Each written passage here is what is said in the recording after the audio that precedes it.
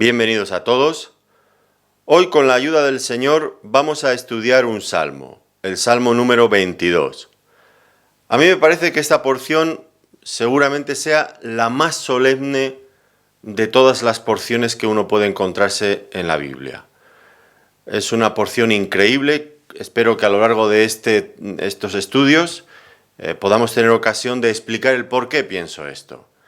En principio, como ven, el Salmo se titula, por lo menos en mi Biblia, Un grito de angustia y un canto de alabanza. Y tiene mucho que ver, está íntimamente relacionado con nuestro Señor Jesucristo. Todos los expositores bíblicos consideran que este es un salmo mesiánico, un salmo que trata de las experiencias de nuestro Señor Jesucristo. Y como muy bien resumiría el apóstol Pedro en la primera de sus epístolas, diríamos que este salmo trata precisamente de los sufrimientos de Cristo y las glorias que vendrían tras ellos. Los sufrimientos de Cristo y las glorias que vendrían tras ellos. Esa cita está en 1 Pedro capítulo 1 y versículo 11. Y efectivamente el salmo trata de eso. Un grito de angustia, los sufrimientos de Cristo y un cántico de alabanza, las glorias que vendrían tras ellos.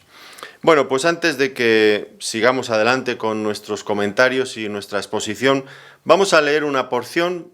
En principio hoy solamente intentaremos abarcar los 5 primeros versículos. Eso quiere decir que el salmo lo tendremos que estudiar en diferentes ocasiones. Es un salmo muy denso en contenido y tenemos que ir despacio sin demasiadas prisas. Así que lo primero que haremos será leer los 5 primeros versículos del Salmo 22. Y dice así: Dios mío, ¿por qué me has desamparado? ¿Por qué estás tan lejos de mi salvación y de las palabras de mi clamor? Dios mío, clamo de día y no respondes, y de noche y no hay para mí reposo. Pero tú eres santo, tú que habitas entre las alabanzas de Israel. En ti esperaron nuestros padres, esperaron y tú los libraste. Clamaron a ti y fueron librados. Confiaron en ti y no fueron avergonzados.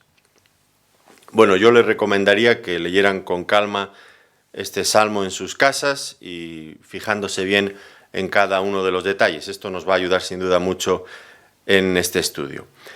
El Salmo 22, junto con Isaías capítulo 53, son 2 profecías que encontramos en el Antiguo Testamento que tratan acerca de los sufrimientos de nuestro Señor Jesucristo, de los sufrimientos del Calvario. Y en realidad son increíbles, porque más que profecía, pareciera más bien haber sido escrito por un testigo ocular que estaba a los pies de la cruz viendo todo lo que ocurría. Pero no fue así, como ustedes saben. El rey David vivió 1000 años antes de que nuestro Señor Jesucristo viniera, y este salmo fue escrito pues 1000 años antes. Y el profeta Isaías probablemente vivió unos 600 años antes de la venida del Señor. Y ambos, los dos, coinciden en detallar en cosas increíbles, con una minuciosidad impresionante, todo lo que iba a ocurrir en la cruz. Y esto, dicho sea de antemano, para comenzar, es algo que refuerza mucho nuestra confianza en las escrituras bíblicas, en la profecía bíblica. Podemos fiarnos de ella. ¿Quién podría saber si no todo lo que iba a ocurrir 1000 años después con esa exactitud? Solamente Dios, sin lugar a dudas. Así que estas escrituras nos fortalecen, nos confirman en nuestra convicción de que la palabra de Dios es eso, es palabra de Dios, inspirada por Dios. Bien que luego fue escrita, quienes lo redactaron fueron hombres, pero el contenido fue guiado directamente por el Espíritu Santo para nuestra edificación y para que nosotros podamos confiar plenamente en ello. Ahora bien, aunque he relacionado Isaías 53, un pasaje que espero sea bien conocido también por ustedes, y el Salmo 22 como 2 profecías que tratan acerca del Calvario, del sufrimiento de nuestro Señor Jesucristo en la cruz, sin embargo, si nos fijamos bien, son distintas estas 2 porciones en su enfoque. ¿Por qué digo esto? Bueno, Isaías 53 es como si estuviera narrando las cosas alguien, un testigo que está allí viendo todo lo que ocurre. Quiero decir con esto que la visión es la visión de un personaje externo, alguien que está contemplando, viendo todo lo que está pasando. Pero el Salmo 22 es muy diferente en este sentido, porque aquí nos vamos a encontrar con que es el mismo Mesías, el mismo Señor Jesucristo, quien está explicando cómo ve todas las cosas que ocurren a su alrededor. Por ejemplo, cuando él dice más adelante en el Salmo, todos me miran, me observan, él lo está viendo desde lo alto de la cruz, está viendo cómo todos los que pasan por allí le están observando. Cuando dice que horadaron mis manos y mis pies, él está viendo cómo están clavando sus manos y sus pies al madero. Cuando él dice que se pegó mi lengua al paladar, está expresando esa sensación de no poder, de que le faltaba el líquido, que necesitaba beber algo inmediatamente, incluso de su propia fiebre. Y él lo estaba contando tal como lo veía, tal como lo estaba viviendo. Y esto es algo único en realidad en todas las Escrituras, porque nos colocan en los sufrimientos de nuestro Señor Jesucristo en la cruz, pero desde una perspectiva como no nos la da ninguna otra porción, desde la perspectiva de los pensamientos, de los sentimientos más profundos, más íntimos de nuestro Señor Jesucristo en esos momentos. Así que esto lo hacen un salmo realmente muy especial. Por otro lado, que el título del salmo añade que es un salmo de David, sin embargo, pues evidentemente vemos que las experiencias que están relatadas aquí van mucho más allá de lo que sabemos que pudo pasar el rey David. La primera parte del Salmo, evidentemente, narra una ejecución, y el rey David sabemos que no fue ejecutado, no pasó por esta experiencia. Él murió ya siendo muy mayor y estando en su cama después de haber nombrado sucesor a Salomón, en fin, con cierta tranquilidad. Así que no pudo ser David de quien habla el Salmo, por lo menos no en toda su dimensión, en toda su amplitud. Aquí se nos están describiendo con mucha exactitud lo que luego más adelante, 10 siglos después, ocurrió en la cruz. Y el mismo Señor Jesucristo usó varias de las expresiones que encontramos en este salmo para expresarse en esos momentos de agonía, de sufrimiento intenso en la cruz.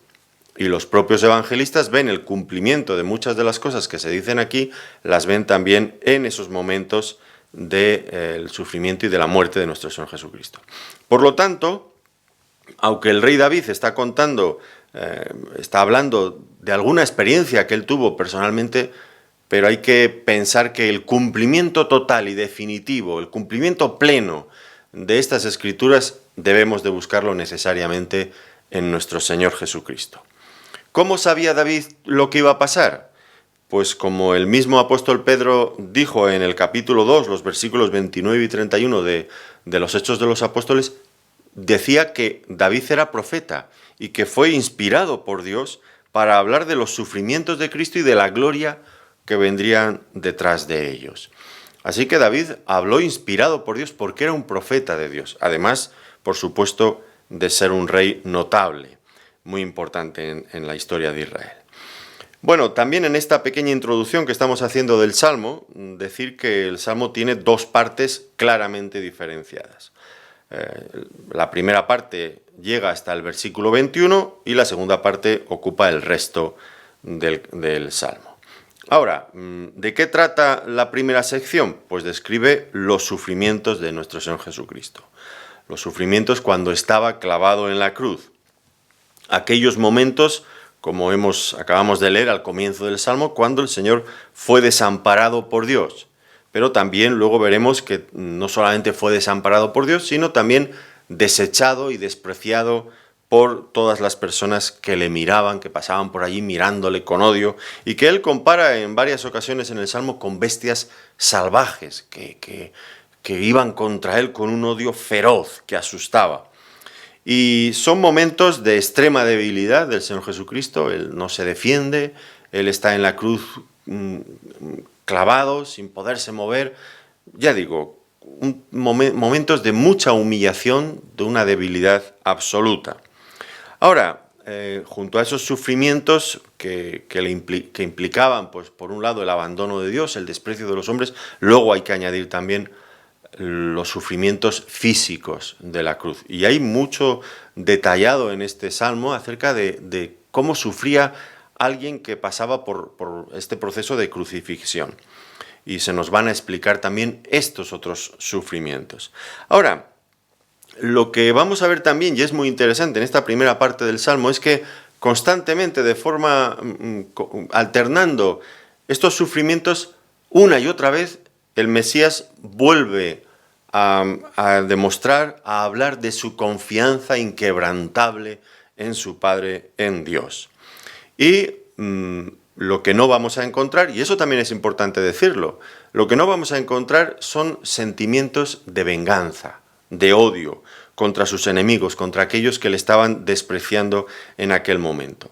Y tampoco vamos a encontrar, pues, ninguna causa, la confesión de ningún pecado que pudieran causar estos sufrimientos que se describen con tanto detalle en este salmo.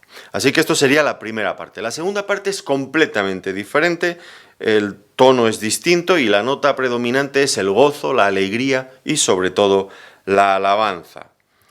¿Por qué? Bueno, como consecuencia de que Cristo ha sido liberado, ha sido escuchado, ha sido liberado porque ha sido resucitado y glorificado por el Padre, y ahora Él inmediatamente tiene el deseo de compartir con sus discípulos, a los que Él llama sus hermanos, quiere compartir la alegría que este hecho de la liberación le produce y sobre todo anunciar el nombre glorioso de su Padre Dios para que todos los hombres se unan a Él en alabanza y en adoración. Así que esta será la segunda parte del Salmo. Bien, pero empecemos por el principio. Lo primero que se describe aquí en el versículo primero y segundo dice: Dios mío, ¿por qué me has desamparado? ¿Por qué estás tan lejos de mi salvación y de las palabras de mi clamor? Dios mío, clamo de día y no respondes, y de noche y no hay para mí reposo. La primera cosa que tenemos que ver es la ruptura de la relación entre el Padre y el Hijo. Esta ruptura fue la mayor causa de sufrimiento en la cruz para nuestro Señor Jesucristo. Y por esa razón está en el primer lugar. Esta ruptura que aparece aquí, el Salmo empieza de una forma brusca, sin preámbulo alguno, inmediatamente ya nos coloca en esta situación. Dios mío, ¿por qué me has desamparado? Algo incomprensible en cierto sentido. El Hijo de Dios desamparado por el Padre. Difícil de entender, imposible de explicar sin duda. Pero estas mismas palabras fueron pronunciadas por nuestro Señor Jesucristo cuando estaba en la cruz. Así que por eso he dicho al principio que es un salmo que trasciende, que va más allá de la experiencia de David para finalmente describir la experiencia de nuestro Señor Jesucristo. Ahora, digo que está al principio del salmo, comienza con esto de esta forma tan brusca, porque es la causa que más dolor produce a nuestro Señor Jesucristo. Luego veremos que, como he mencionado, que también hubo otro tipo de sufrimiento, el desprecio de la gente, y esto nos duele, claro que sí. Y los sufrimientos físicos, que no fueron poca cosa, que fueron intensos, muy graves. La cruz era un tormento diseñado para que la persona sufriera en la misma medida en que era capaz de resistir y desear vivir. Bueno, pues hay estos dos tipos más de sufrimiento, pero el que más le importaba a nuestro Señor Jesucristo era la separación, la ruptura de esa comunión con su Padre Celestial. Tal vez a nosotros nos cueste un poco entender esto. ¿Cómo puede ser que la ruptura de esta comunión fuera tan grave para Él?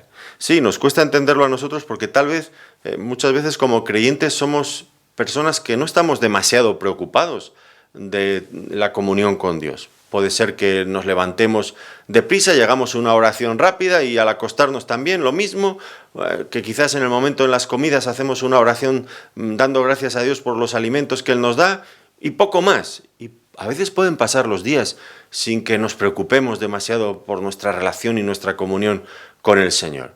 Y esto desgraciadamente mucho me temo que es algo habitual en bastantes creyentes incluso. Pero para el Señor Jesucristo esto sería un verdadero tormento. Él, cada instante de su vida, Era plenamente consciente de la relación que tenía con Dios y la disfrutaba intensamente. Nosotros tal vez nos preocupan otras cosas. ¿Por qué me pongo enfermo y el Señor no me sana? ¿Por qué no tengo trabajo ni dinero y lo necesito y me estoy empobreciendo? ¿Por qué? ¿Por qué no recibimos de Dios las cosas que necesitamos? Esto a veces es la causa de mayor preocupación en nosotros. Y nuestra vida de oración se activa increíblemente cuando tenemos problemas y nos falla todo alrededor. Y entonces oramos a Dios. Pero no nos interesa tanto la relación con Dios, por quién es Dios, sino por lo que recibimos de Dios. Pero esto era totalmente diferente en el caso de nuestro Señor Jesucristo. A Él lo que le interesaba era la relación, la comunión permanente, cada instante, cada milésima de segundo con su Padre Celestial. Desgraciadamente, con frecuencia nosotros nos comportamos como el rey Saúl. ¿Recuerdan ustedes la historia cuando en 1 Samuel, ya en el capítulo 28 y versículo 15, él estaba en graves apuros? Los filisteos se habían reunido contra él, estaban batallando, habían presentado ya la batalla y la escritura nos informa que de esa batalla Saúl murió. Y esto ya él lo sabía, porque las cosas pintaban muy negras para él. Y en esos momentos él busca que venga Samuel de una forma muy extraña, y él está diciendo: estoy muy angustiado, pues los filisteos pelean contra mí y Dios se ha apartado de mí, y no me responde más, ni por medio de profetas ni por sueños. Bueno, evidentemente el patetismo de sus palabras pues revelan la angustia, la agonía de este hombre en estos momentos.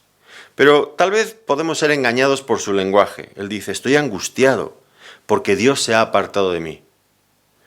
Pero evidentemente Saúl no estaba diciendo lo mismo que nuestro Señor Jesucristo. Para Saúl, la comunión con Dios era totalmente diferente que el deseo permanente que el Señor Jesucristo tenía de esta comunión. Saúl, si ustedes estudian el resto de su vida, pues como que le importaba muy poquito la relación con Dios. Él hacía lo que quería y vivía para sí mismo, independiente de lo que Dios dijera o pensara de él. Hacía su voluntad, no le importaba la comunión con Dios. Pero nuestro Señor Jesucristo sí. No era como Saúl, que se acordaba de Dios porque venían los momentos de dificultad, de apuros, no. Nuestro Señor Jesucristo siempre tenía presente esta comunión con el Padre. Me encanta cuando en el Evangelio de Juan, en el capítulo 1 y el versículo 18, el evangelista Juan describe esta relación entre el Padre y el Hijo, pero en la eternidad. Antes incluso, mucho antes de que existiera este mundo y que Él viniera, se encarnara, se hiciera hombre. Y allí nos dice, el evangelista dice, hablando de esta relación tan entrañable, tan tierna, lo explica bajo una figura humana que nosotros entendemos perfectamente. Dice: el unigénito Hijo que está en el seno del Padre. El unigénito Hijo que está en el seno del Padre. Esta cercanía, esta comunión íntima. No hubo ni un solo instante durante toda la eternidad, fíjense bien en lo que estoy diciendo, ni un solo instante durante toda la eternidad en que el Padre y el Hijo estuvieran separados. Y ahora, ¿qué se nos está diciendo en este salmo? ¿Cómo comienza? Dios mío, ¿por qué me has desamparado? Por primera vez en toda la eternidad hay una ruptura que no sabemos explicar totalmente, pero hay una ruptura entre el Padre y el Hijo. El Hijo desamparado por el Padre, por primera vez en toda la eternidad. Es, por lo tanto, ustedes entienden, un momento muy solemne, muy dramático, muy importante.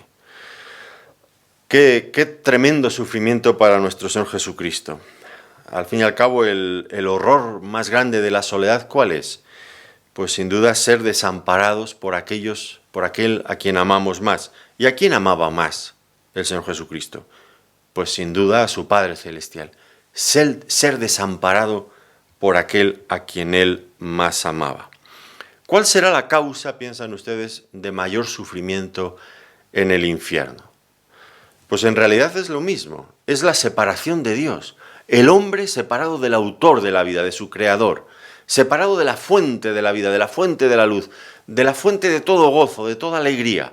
El hombre separado de Dios, la ruptura, eso es el infierno. El hombre sin poder acceder a ese Dios glorioso y a todas sus bendiciones, a todo lo que es su persona, separado. Y ahora el Señor Jesucristo separado del Padre. Podríamos decir, y esto es algo sin duda muy solemne, podríamos decir que en cierto sentido muy real, Cristo sufrió el infierno mientras estuvo en la cruz y su relación con el Padre fue rota. Si el infierno implica separación de Dios, el Señor Jesucristo fue desamparado por Dios, separado, hubo una ruptura en su relación con Dios. Yo no me atrevo a adentrarme más en estas cuestiones, pero pienso que algo de esto hay. ¿Cuánto sufrió el Señor Jesucristo en la cruz? Bueno, el peor de todos los sufrimientos, sin duda, un sufrimiento que, en cierto sentido, le hizo llegar a sentir lo que es el sufrimiento del mismo infierno, de la separación de Dios. En segundo lugar, puesto que estamos hablando de sufrimiento, me gustaría, creo que es oportuno que nos preguntemos si Dios entiende realmente lo que es el sufrimiento humano. ¿Por qué hago esta pregunta? Bueno, porque leyendo la Biblia nos encontramos con cierta frecuencia, por ejemplo en los Salmos o en el libro de Job, por ejemplo, pues nos encontramos el conflicto de estos grandes hombres de Dios, de los salmistas, del mismo Job, un conflicto entre su teología, lo que ellos creían, y su experiencia, lo que ellos experimentaban, lo que vivían. Por un lado, en su mente no negaban la existencia de Dios, pero por otra parte, en su vida, en su experiencia, no veían a ese Dios por ninguna parte, sobre todo en momentos cuando más lo necesitaban. Ellos oraban incansablemente y la única respuesta que recibían era el silencio de Dios. Y esto era muy doloroso. Ellos estaban en muchas ocasiones sufriendo y pasándolo muy mal y pidiéndole a Dios que Él se manifestara, que se hiciera presente en sus vidas, en su situación, en su circunstancia. Y la única respuesta que recibían era el silencio. Al fin y al cabo, si no hubieran sido creyentes, no habrían pasado por estos conflictos, porque era un conflicto de fe. ¿Cómo creer en un Dios que parece ausente cuando más lo necesitamos? Este era el conflicto que ellos sentían. Y ha sido el conflicto y la experiencia de muchos creyentes a lo largo de los siglos. Orar a Dios cuando lo necesitamos intensamente y Dios parece que no está, que está ausente. Y al fin y al cabo, la existencia del sufrimiento en la vida humana ha constituido siempre un gran desafío para la fe.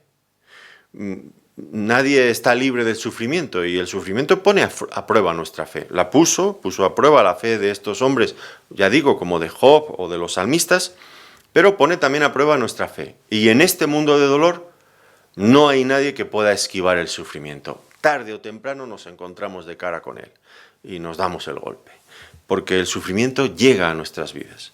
Algunas veces aparece muy temprano, personas que quizás han sido privados en su infancia pues, de cosas que han necesitado y que les han dejado con serios traumas emocionales o físicos incluso, o conflictos de personalidad que van arrastrando a lo largo de toda su vida y que no se libran de ellos nunca y que les hacen sufrir. Otras veces pueden haber nacido personas con problemas ya físicos o incluso mentales ya de nacimiento.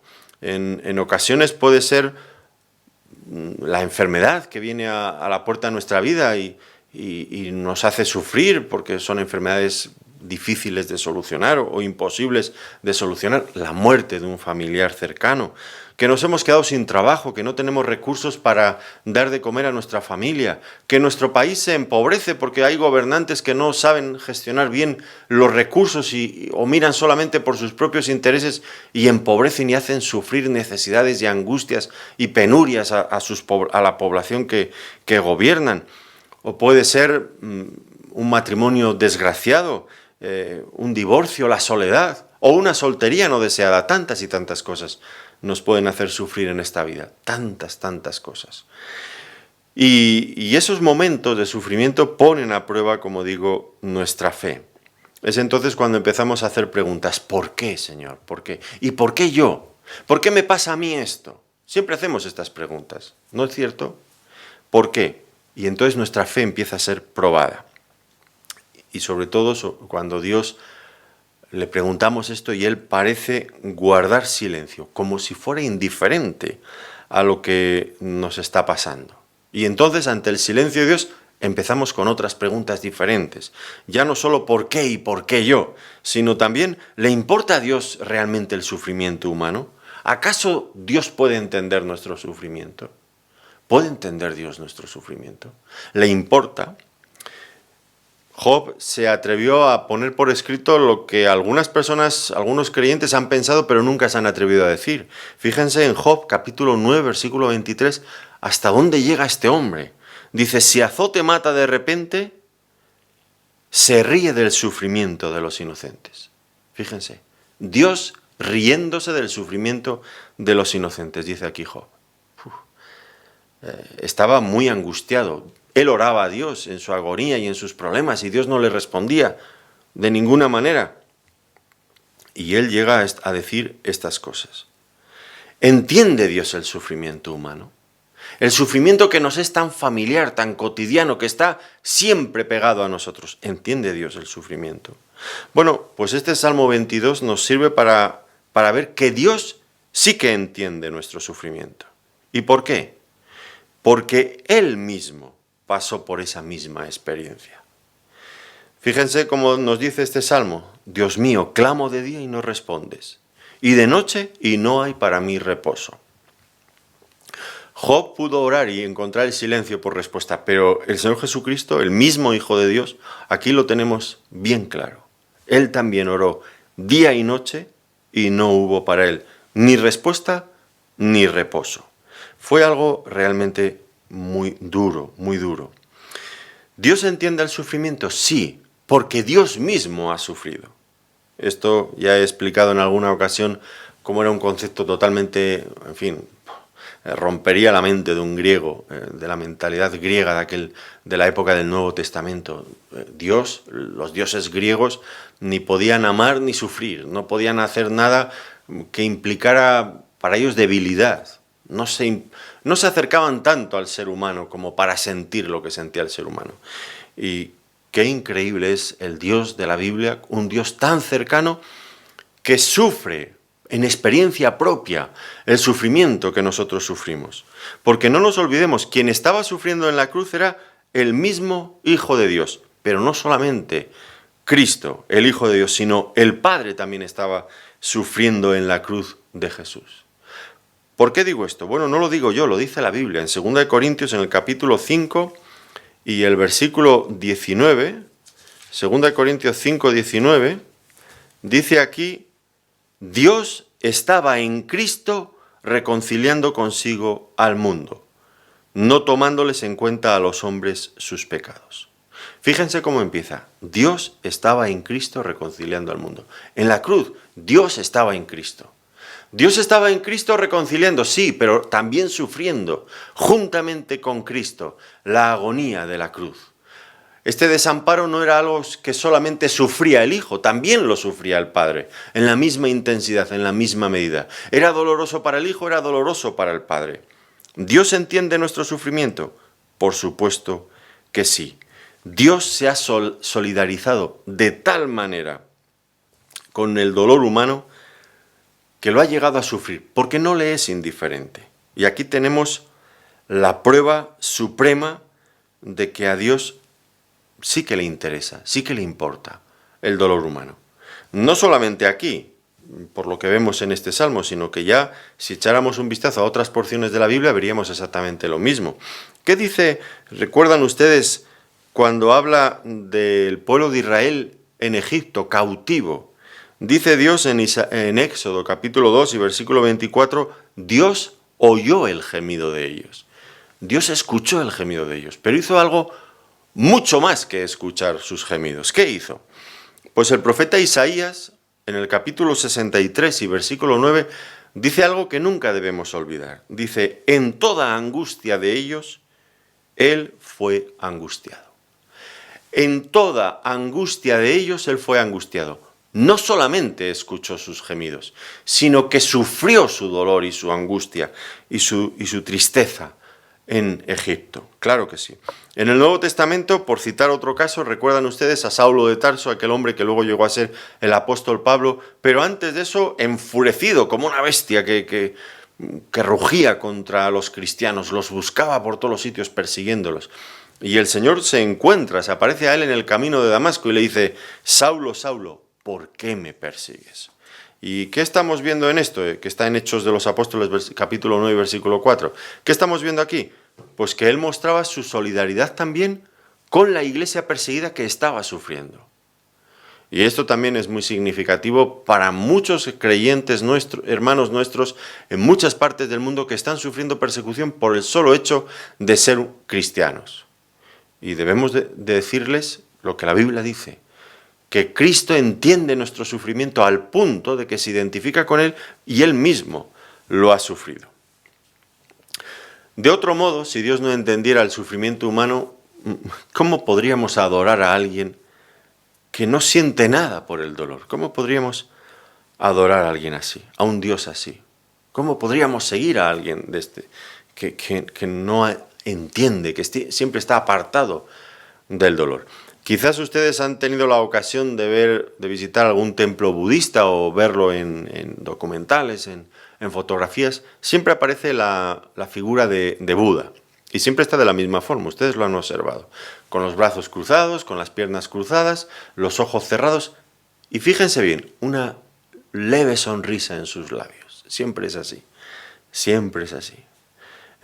Como si estuviera en una meditación permanente, completamente apartado del sufrimiento y del dolor humano, como si viviera una realidad paralela, no la de este mundo, sino ha entrado en sus pensamientos y vive feliz consigo mismo en lo que él está pensando.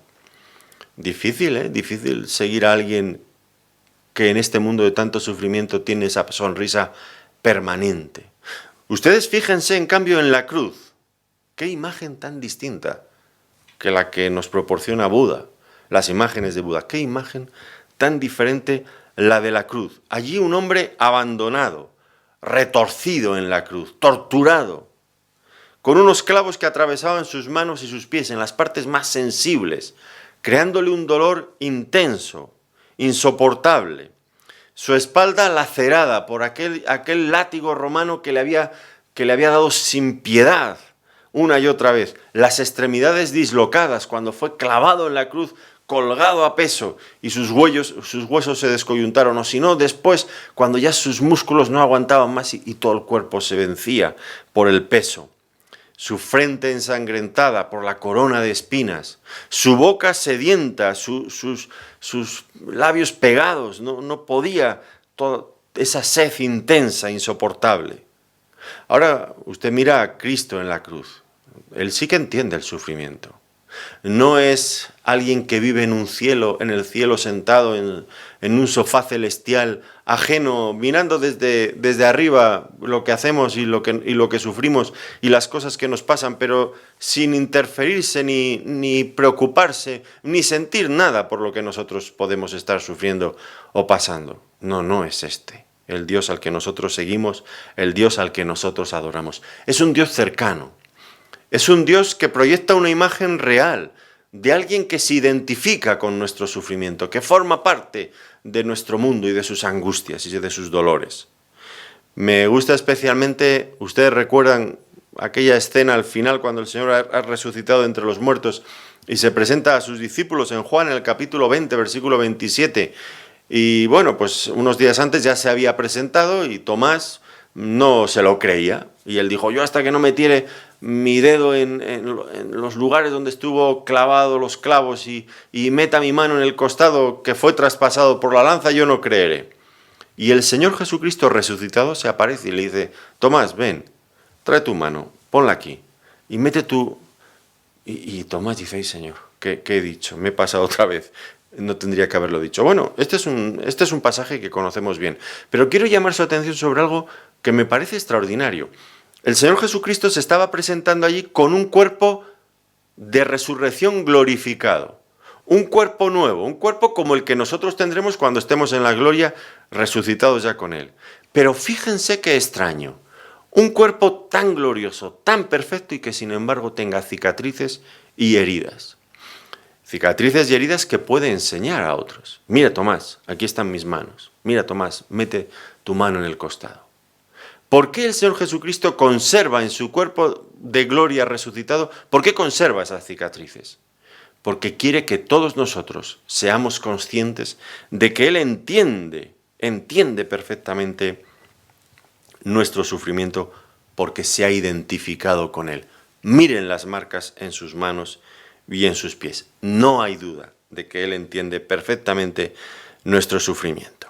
Así que esto es importante tenerlo en cuenta. También quiero subrayar que el sufrimiento de Cristo en la cruz nos ayuda a superar nuestro propio sufrimiento.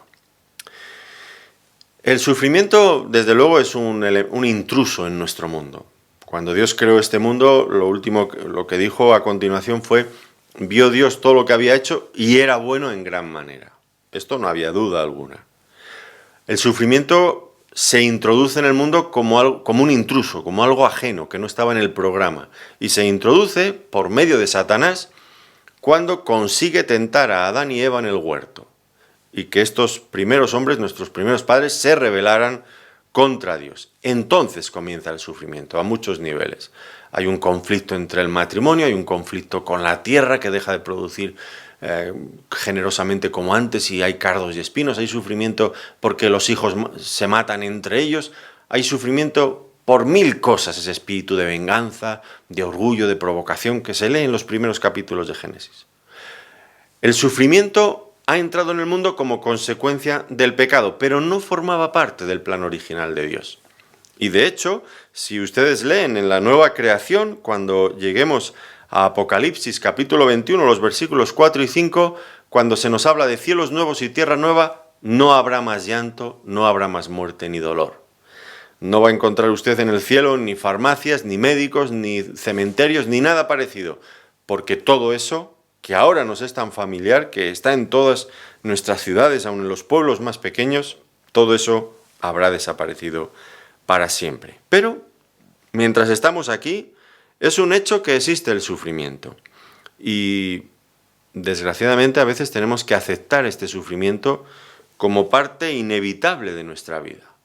Ahora, cuando tenemos que enfrentarnos al sufrimiento inevitable, qué buena cosa también es tener cerca el ejemplo de nuestro Señor Jesucristo, porque es una fuente insuperable de inspiración.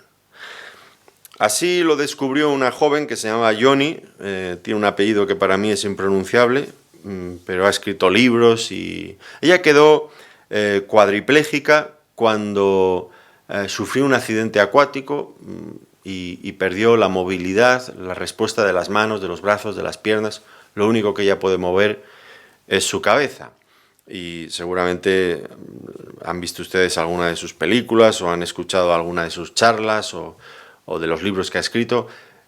Ella, bueno, pues aprendió a pintar con los labios, pinta cuadros, escribe, en fin, tiene una vida bastante activa. Pero al principio, cuando ella quedó en esta situación postrada en una cama, una muchacha joven, adolescente, con toda la vitalidad del mundo, ya se pueden imaginar ustedes, pues quedó traumatizada, desde luego, y pasó por episodios de mucha amargura, de ira, de rebelión, de desesperación. Y 3 años después de su accidente, una amiga suya, creo que se llamaba Cindy, pues estando con ella al lado de su cama, le dijo: ¿tú no has pensado que el Señor Jesucristo, cuando estaba en la cruz, también estaba paralizado como tú?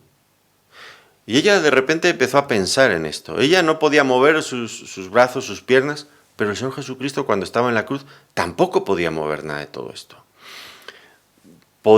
Ella entendió por primera vez que el Señor Jesucristo entendía perfectamente cómo se sentía ella postrada en la cama sin poderse mover. Exactamente igual que el Señor Jesucristo cuando estaba en la cruz, con la diferencia de que Joni estaba tumbada en su cama con calmantes si le dolía algo y el Señor Jesucristo estaba en la cruz del mismo modo, pero sufriendo cosas muy crueles, infinitamente dolorosas. Así que cuando por fin tenemos que aceptar el sufrimiento, porque no nos queda otra, el ejemplo de Cristo, mirar a Cristo y saber que Él nos entiende es algo sin duda muy inspirador para nosotros también. Ahora llegamos al versículo 3 y aquí vamos a ver el amor de Cristo hacia su Padre. Fíjense lo que dice: pero tú eres santo, tú que habitas entre las alabanzas de Israel.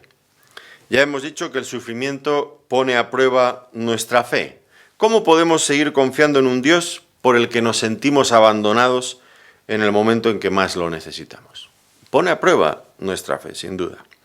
Y ya he mencionado el caso de Job, cómo él se rebelaba contra este Dios que no le contestaba a sus demandas, a su sufrimiento, a sus inquietudes. Claro, mientras Job las cosas le fueron bien, pues estaba tan contento con Dios. Dice al principio del libro de Job que Dios había colmado de bendiciones toda su vida, a todos los niveles, económicamente, en relación con sus negocios, con su familia. Él nadaba en la abundancia, en la prosperidad, despreocupado de todo, estaba feliz y contento. Pero cuando llegó el sufrimiento a su vida, la cosa cambió radicalmente y se volvió un hombre muy, muy amargado, muy amargado. Es verdad que al principio no blasfemó contra Dios, pero luego le acusó, como hemos visto hace un momento, de cosas muy duras, ¿no? Decía que Dios actuaba contra él de una forma cruel e implacable. Le acusó de haber amargado su alma y de haberle privado de justicia. Una y otra vez discutía con Dios y se presentaba ante él como inocente, y para presentarse él como inocente no dudaba en cuestionar la justicia de Dios mismo. Y como dice el propio libro de Job, Dios mismo al final del libro, Job no cesaba de contender y de disputar con Dios. ¿Quién es este que contiende y que disputa conmigo? Le dice Dios al final en Job capítulo 40 y versículo 2. Me duele tener que admitir esto que voy a admitir ahora, pero desde luego Satanás tenía algo de razón en el planteamiento inicial que él había hecho al comienzo, en Job, en el capítulo 1 y los versículos 9 al 11. Fíjense ustedes cuál es el planteamiento, es diabólico, es malvado, pero desgraciadamente algo de razón tiene. Fíjese, Job capítulo 1, versículos 9 al 11 dice así: respondiendo Satanás a Jehová dijo: ¿acaso teme Job a Dios de balde? ¿No le has cercado alrededor a él y a su casa y a todo lo que tiene? Al trabajo de sus manos has dado bendición, por tanto, sus bienes han aumentado sobre la tierra.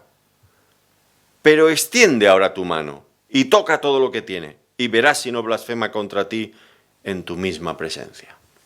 Bueno, ¿cuál es el planteamiento de Satanás? Bueno, el planteamiento de Satanás es que Dios, fíjense, es diabólico. Dios no es digno de ser amado por lo que es. Y si algún hombre parece que le ama, es porque espera recibir algo de Dios o porque Dios ya le ha dado algo. Pero Dios no es digno de ser amado por sí mismo, por lo que es. ¿Y cómo se podía comprobar si Job amaba a Dios de verdad o le amaba por lo que Dios le daba? ¿Le amaba por lo que Dios era o le amaba por las bendiciones que recibía de Dios? ¿Cómo se puede comprobar esto?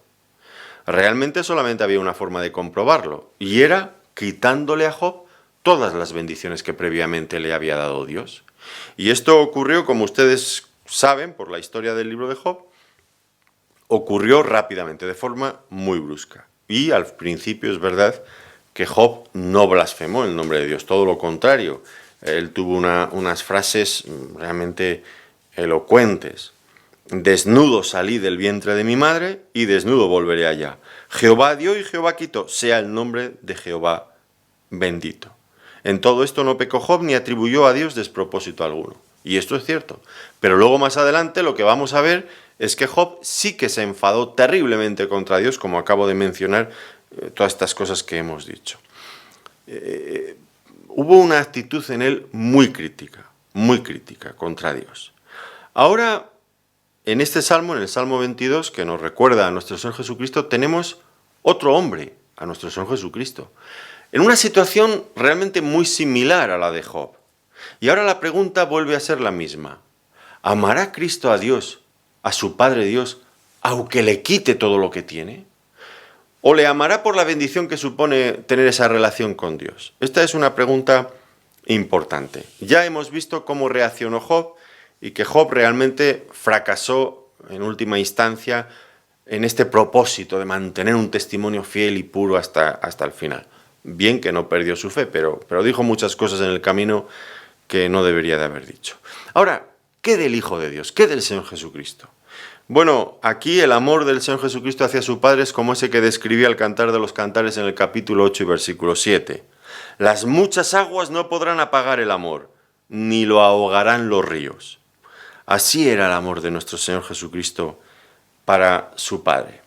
Fíjense, lo acabamos de leer hace un momento, pero es que no está de más que lo volvamos a leer. Después de haber sido desamparado por Dios en los versículos 1 y 2, de no ser escuchado por Dios, ¿qué dice el versículo 3? Pero tú eres santo, tú que habitas entre las alabanzas de Israel. Puede que el Hijo de Dios no tuviera nada y Dios se lo quitara todo, pero aún así Él iba a proclamar la santidad de Dios y se iba a unir al pueblo de Israel en las alabanzas a ese Dios grande y maravilloso. Esa actitud obediente del Señor Jesucristo, solo por amor al Padre, por quién es Dios, no por lo que recibe de Dios. ¿Recuerdan ustedes en el huerto de Getsemaní, momentos antes de la cruz, de ser arrestado y después maltratado por las autoridades judías y romanas y después crucificado? ¿Y se acuerdan ustedes en el huerto de Getsemaní, aquella oración? Padre mío, si es posible, pase de mí esta copa, pero no sea como yo quiero, sino como tú. Esto está en Mateo 26, 39. No sea como yo quiero, sino como tú. Y aunque el Padre le llevó a beber esa copa, con todo lo que implicaba, toda la maldad del ser humano concentrada en aquella copa, y él la bebía, no solamente que el Padre le retiraba las bendiciones y quedaba desamparado, sino que por otro lado era llamado a beber aquella copa de amargura, de la ira de Dios. ¿Y él qué iba a hacer? Pues él de ninguna manera se iba a echar atrás. De ninguna manera iba a dudar de su Padre, iba a poner en entredicho la confianza que tenía en su Padre. Todo lo contrario, iría hasta el fin último, por amor a su Padre, aunque no tuviera nada, aunque lo perdiera todo, no le importaba. Y él quería unirse a las alabanzas de su pueblo, reconociendo la santidad de Dios. Qué diferente de nosotros, ¿no es cierto? Para vergüenza nuestra. Que cuando Dios no nos da lo que queremos, automáticamente nos disgustamos. Y con ello lo que hacemos es darle la razón al mismo diablo. Porque parece que amamos a Dios solamente por lo que nos da. Algo que por otro lado está muy extendido en lo que llaman el Evangelio de la Prosperidad. Tan descarado, tan mal. No sé cómo describirlo. Promoviendo buscar precisamente eso, que Dios nos dé cosas, y entonces vamos a serle muy fieles. Vamos a serle fieles por lo que Dios nos da, para que nos dé más. ¿Y si no nos da nada? ¿Cuántos creyentes hay en este mundo que lo han perdido todo, absolutamente todo, y que tienen 1000 veces más de fe que esos que predican muchas veces el Evangelio de la Prosperidad? ¿Qué vamos a decir de ellos? Pues quizás la fe de esas personas que siguen creyendo y amando a Dios después de haberlo perdido todo es infinitamente superior de esos que buscan a Dios por lo que Dios les da. Y especialmente lo que buscan es la cuestión económica.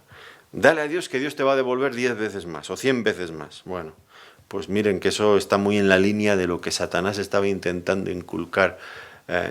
Nadie va a amar a Dios por lo que Dios es, sino por las bendiciones que Él nos da. Cuidado con estas cosas. Tenemos que mirar hacia nuestro Señor Jesucristo. Así que el Señor Jesucristo, aunque había sido desamparado por Dios, lo acabamos de ver, seguía amando a su Padre de esta forma perfecta, íntima. Llegó a la cruz por amor al Padre. Esto ya sé que muchas veces nosotros, cuando se nos pregunta ¿por qué murió Cristo en la cruz?, nosotros decimos automáticamente, como si fuéramos un automatismo de estos.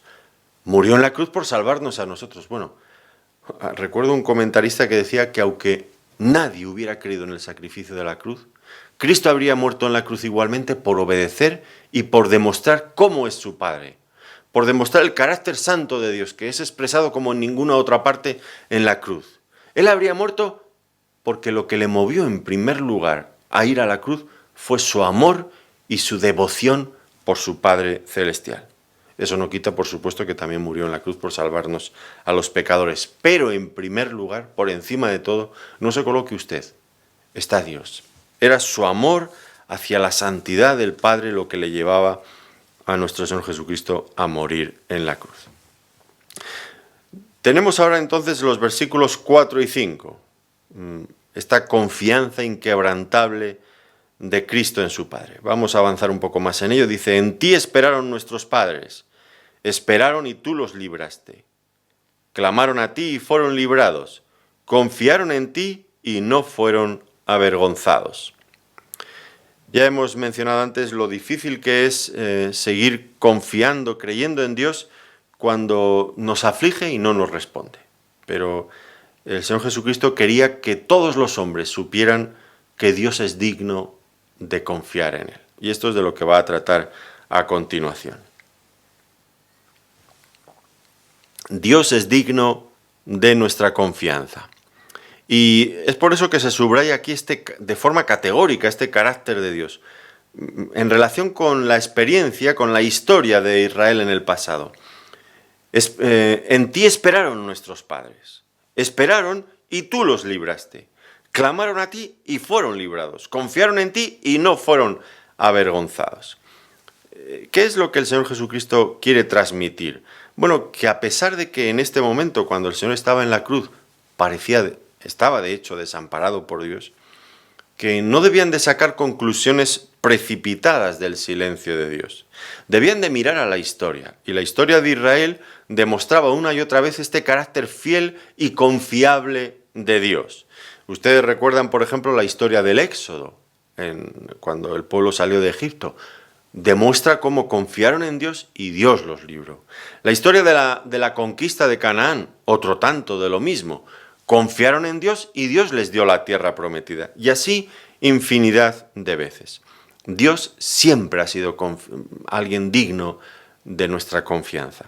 Y el Señor Jesucristo aquí está preocupado porque Él no quiere que esto que Él está pasando en este momento, este desamparo de Dios que ora y Dios no le responde, que eso sea algo que quede en la mente de las personas y les lleve a desconfiar de Dios.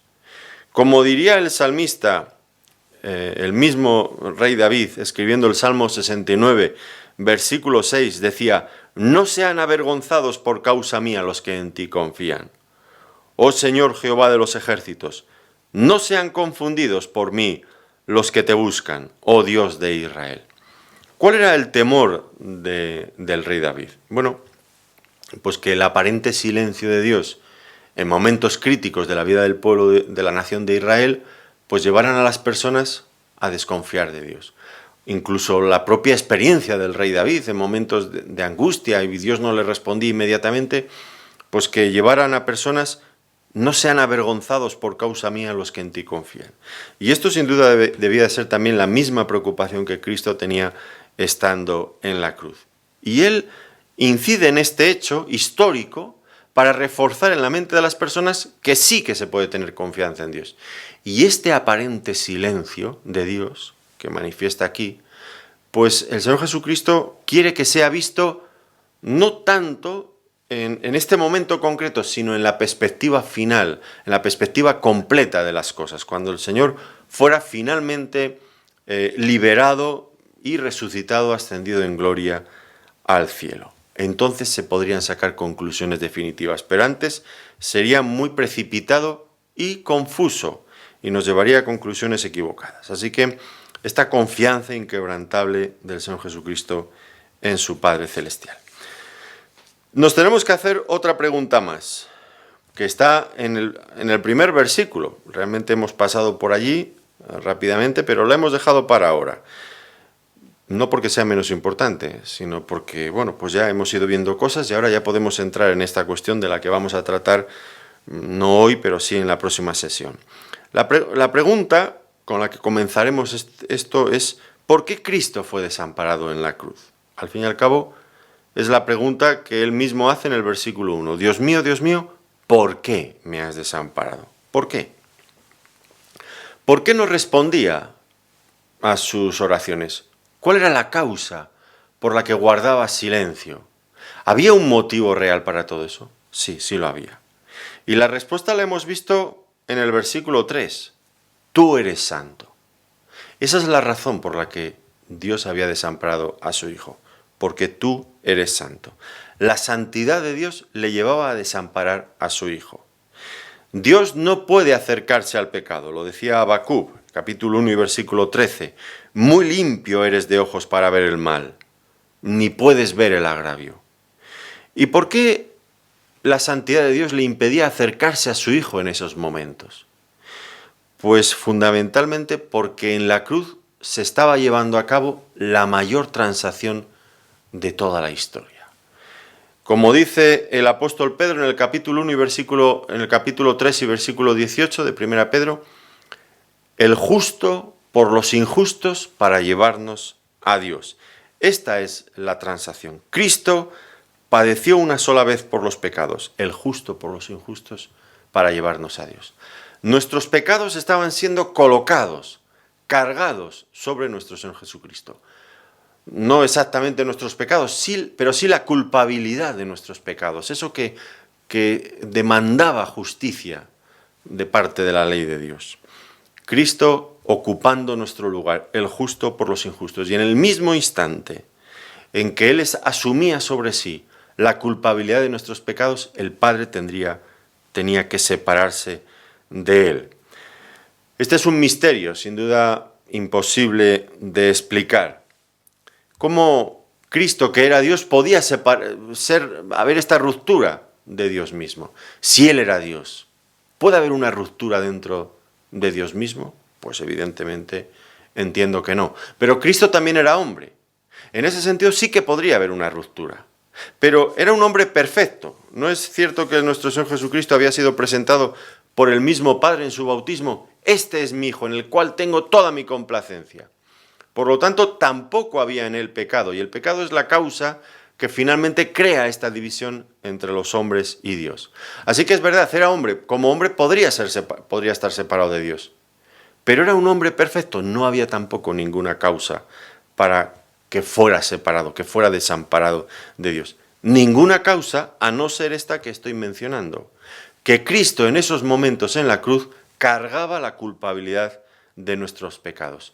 Él estaba cargando con nuestra culpa, estaba ocupando el lugar del pecador, su lugar y el mío, Él ocupando nuestro lugar. Dice en 2 de Corintios, en el capítulo 5, el versículo 21, un versículo también importantísimo, 2 de Corintios capítulo 5, versículo 21, al que no conoció pecado, por nosotros lo hizo pecado, para que nosotros fuésemos hechos justicia de Dios en él. Al que no conoció pecado, por nosotros lo hizo pecado. No es que el Señor Jesucristo se hizo pecador por nosotros, no es esto lo que está diciendo aquí. Lo que viene a decir es que Él se hizo ofrenda por el pecado. Cargó el pago de nuestros pecados, como aquellos corderos en la antigüedad morían por el pecador. Cristo fue hecho ofrenda por el pecado y fue muerto. Fue separado, hubo esta ruptura entre el Padre y el Hijo. Fueron nuestros pecados los que llevaron a nuestro Señor Jesucristo a ser maldito por Dios, que es también inconcebible.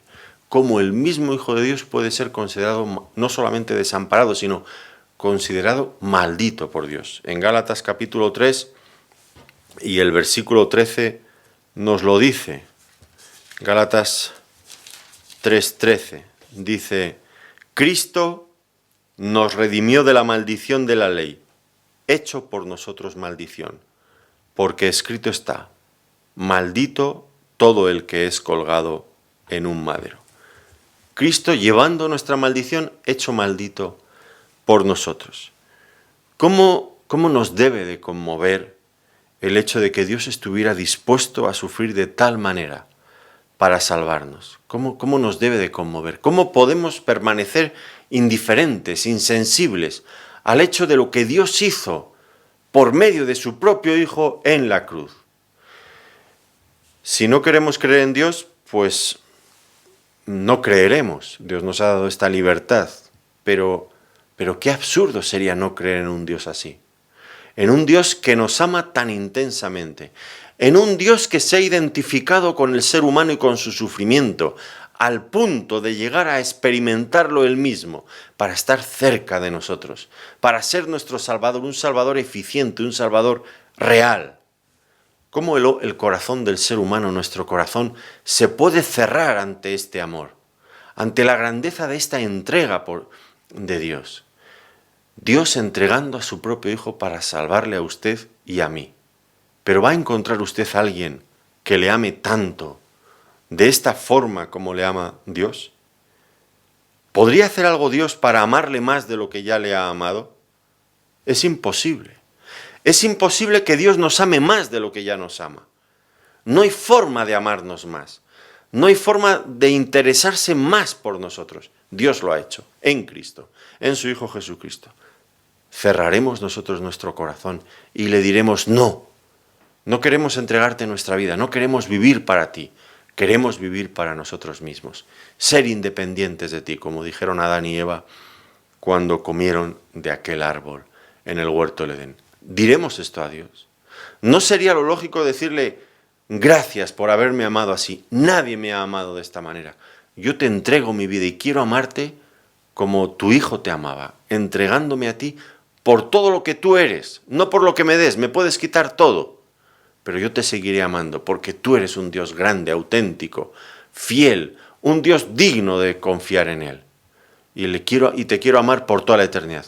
Esta es la respuesta lógica, la única respuesta razonable que el hombre puede dar a estas evidencias. Un Dios que se hace tan cercano. Termino ya.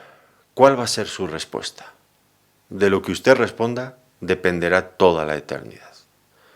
Que Dios le bendiga.